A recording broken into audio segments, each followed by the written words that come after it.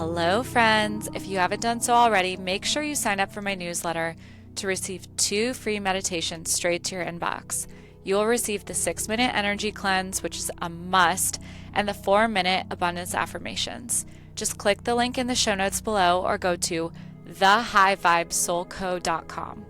The High Vibe Soul meditations are very different than any other meditation you've ever done. They're very, very potent. I designed them so they drop you in very quickly and you receive exactly what you need in just 4 to 20 minutes. I cannot tell you the number of listeners who have told me, I'm really not a good meditator, but there's something about the way you do your meditations. I drop in so quickly and I'm able to just receive everything I need and I feel amazing after. I never understood the point of meditation until now. It's because I'm super, super intentional as I create with the words, the energy, the music I use. I hold the intention of the frequency I want you to feel when you listen. And being an energy healer myself has really helped me create these next level meditations. I'm never going to create a boring meditation. So if you want to experience the shift for yourself and you want to try it for free, sign up for my newsletter below.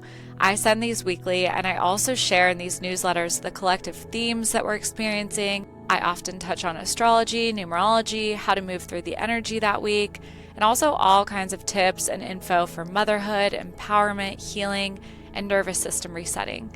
So again, sign up in the show notes below or go to thehighvibesoulco.com.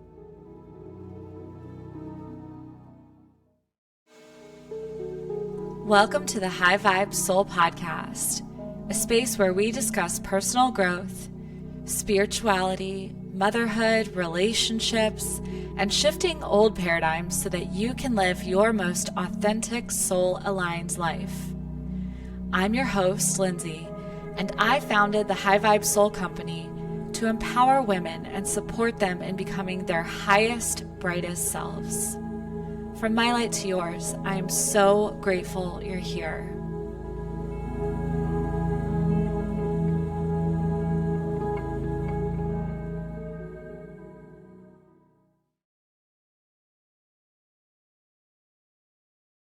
Welcome back to the podcast. Today's solo episode is all about building resilience, specifically supporting our children in building their resilience. Now, this all came about because I was having a conversation with a friend and we were going deep, as I like to do. And we were talking about some of the challenges and dark times we've been through in our lives and how we've come out stronger on the other side. And if you look at me now and you listen to my podcast, or maybe you even know me personally, you know I have a generally positive, sunny disposition. I can always see the glass half full. I can usually see all sides of a situation. And you would maybe think my life has just been so easy and pure love and light. But I have been through some really, really tough, dark times. And I do believe that is part of the reason I'm so positive. I think I generally lean that way, but I am so positive because I'm so grateful for where I'm at now in my life and the things that I've moved through. And I've come out so much stronger on the other side of all of those challenges. And it's also part of the reason I am so resilient. I know I can get through anything. I have been through bouts of depression, anxiety. I went through an abusive relationship in my mid-20s that really was probably one of the darkest times of my life. I had PTSD from that. There was just so much healing that needed to be done after that, and so much work on myself, and so much shame and grief and sadness and all these things I had to move through. I've been through postpartum anxiety and a little bit of depression as well, with both my oldest Hudson, my youngest Coco. All this to say, I know people who have been through much harder things than me, believe me, but I've had journeys and challenges throughout my life that have not been all love and light. And I think it's actually helped me build this muscle over time, this resilience muscle over time. And it's been such a blessing looking back. It's every single period in my life where I did go through a dark time. There was so much growth and transformation on the other side that now I look back and I'm like, yeah, it was worth it. Do I wish I didn't have to go through some of it? Sure, but it was worth it. So after talking to my friend, I was reflecting back on all of this and trying to understand, was I always a somewhat resilient kid and then going through these challenges then made me more resilient? Or was it the challenges that built up my resilience? Like, what was it? Is it more natural? Is it something you learn? Is it both? And so my husband and I have been researching how to raise resilient children and looking into just the psychology behind it and the research on it. And I came across one of the best TED Talks I've seen in a long time on YouTube. So you've got to watch it. I think it's only like 20 minutes long. It's called The Secret to Raising Mentally Strong Kids in a Fragile World with Jennifer Cohen. So I'm going to give you kind of the synopsis of this TED Talk and then give you my take on a few things. Jennifer states that so many young adults are struggling with anxiety and depression. This is something we all know, right? And as a highly sensitive mama who has also had bouts of anxiety and depression, and now having highly sensitive children, ensuring that my children know how to cope is a high, high priority for me.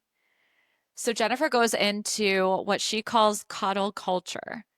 So this includes things like giving trophies just for participating, helicopter parenting, where children are just, their parents are just on top of them about everything, constant praise, overscheduling our kids so they never get bored.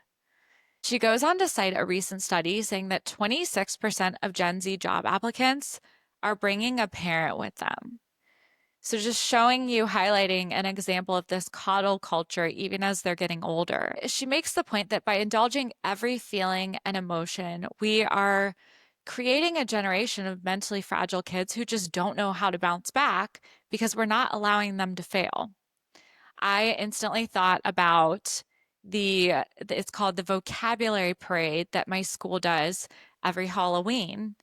And every single costume is so clearly created by the parents. And granted, like if you have like a kindergarten, first, second grade, they need a lot of help. But still, why are we not just letting the kids come up with something and allowing them to create it for themselves?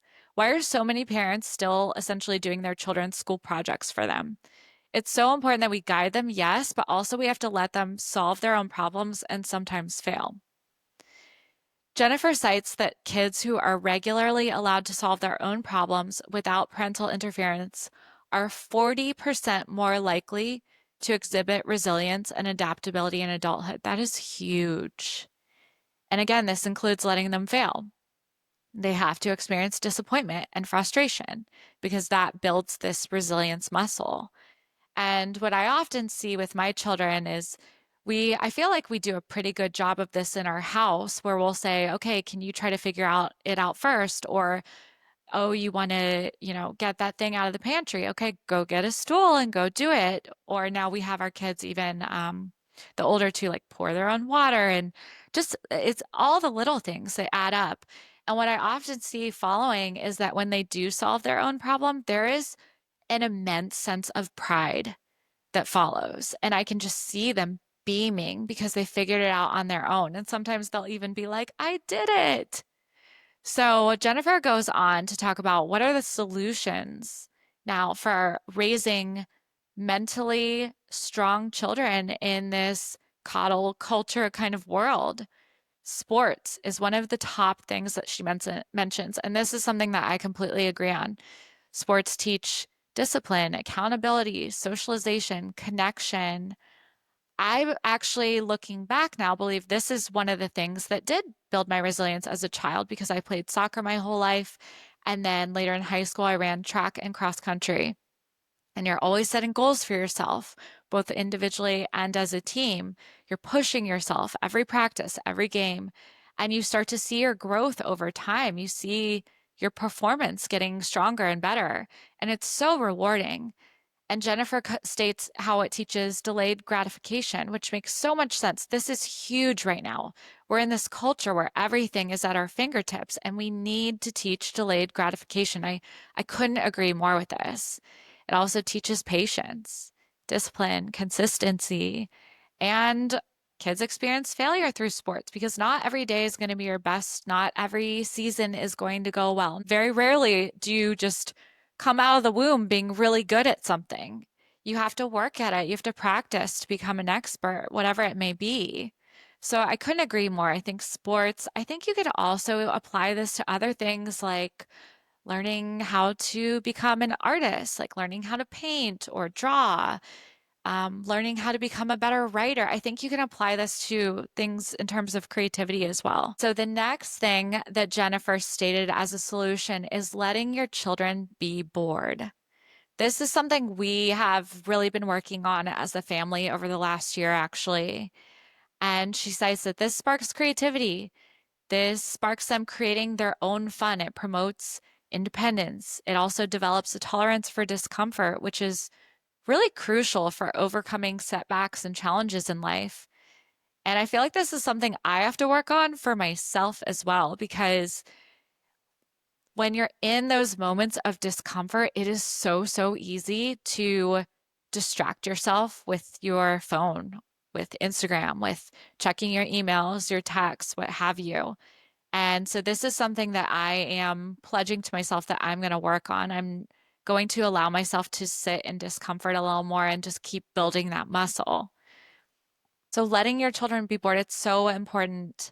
And as we have allowed our children to be bored, I am seeing their creativity just skyrocket. My middle daughter, Kenzie, will just set up a tea party and she'll get everything ready, or she'll set up a pretend sleepover upstairs in our playroom because we've got all these blankets and foam cushions and things. And she's always setting up ways that they can kind of play house. My oldest, Hudson, has been doing this thing with the neighborhood kids, which I just love. And I'm just so excited to see where his creativity takes him as well. When he could, because he was one where we would always give him activities. He really struggled with being bored. And I think this might be like a first child thing as well, because the first child has all your attention. So you're like, here you go. Or I'll play with you. Sure. I have all the time in the world to play with you. My first child, first and only child. But then once you have more than one kid, it's like they have to fend for themselves a little more. So we've really been working on this with Hudson. And what he's been doing with the neighborhood kids is they'll go out in the forest behind our house and they'll look for rocks and then they'll try to break them open on the cement. And often they'll find these kind of like geode type of rocks. They call them crystals, which, he's my son and I love crystals so much. I have them all around my house. So unsurprising there. And they'll set up a crystal shop at the end of the driveway. It's the cutest thing I've ever seen.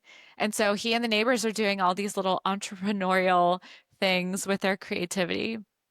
So let them be bored and also get them outside with their boredom. That's huge, I feel. So Jennifer also makes a very strong case for delaying smartphones and social media as long as possible. I'm so grateful that, my oldest is only 7. This isn't even an issue we have to touch on right now, but I can see it. I can see how this is going to become an issue very quickly in the next few years, as I already noticed little kids having the smart watches.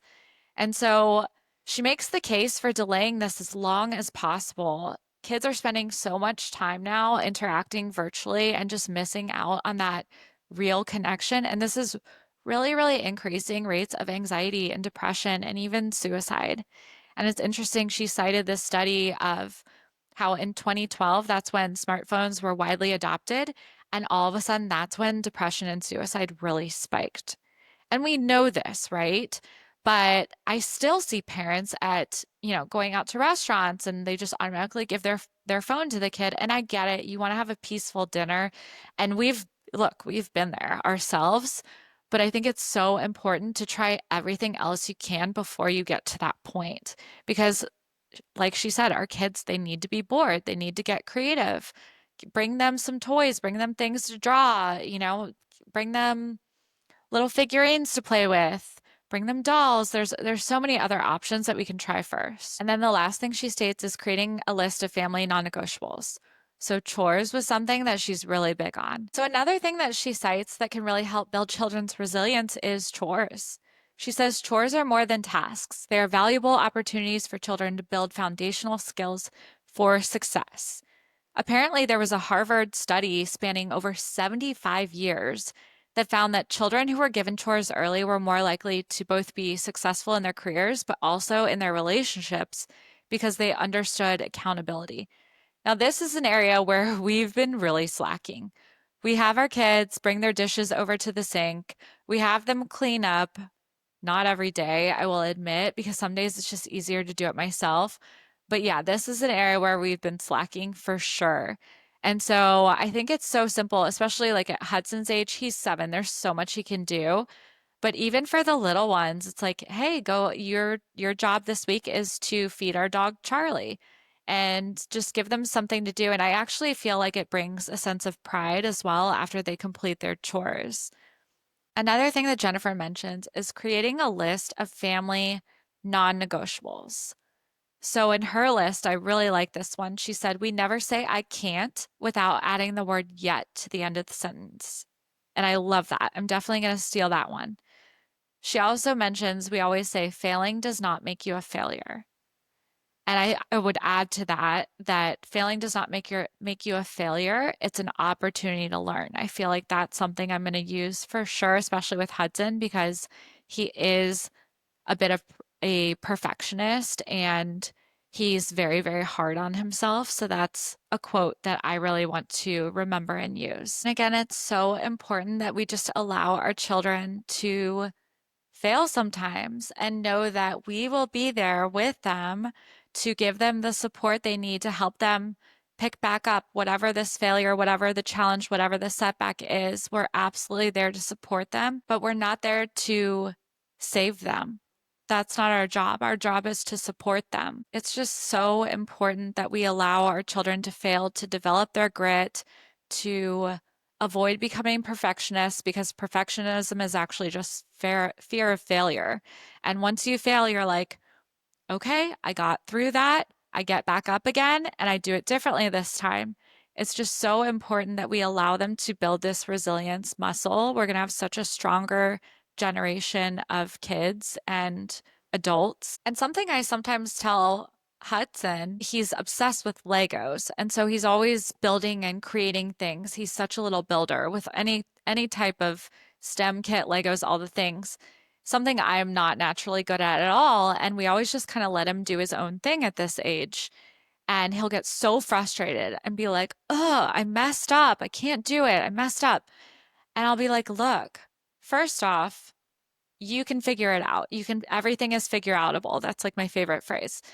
And I'll say sometimes these mess ups end up being happy accidents, and you ultimately create something that's even more exciting or more interesting or cooler looking than what you thought it was going to be. So, like, embrace the mess. If everyone in our society just gave up after the first, second, third try, we wouldn't have half of what we have today, half of the inventions, the technology, the artwork, all the things. Failure is a part of life, and you've just got to learn how to move through it and get past it and come out the other side. I love the story of Thomas Edison creating the light bulb. Supposedly, he failed 1,000 times before he actually created a successful design.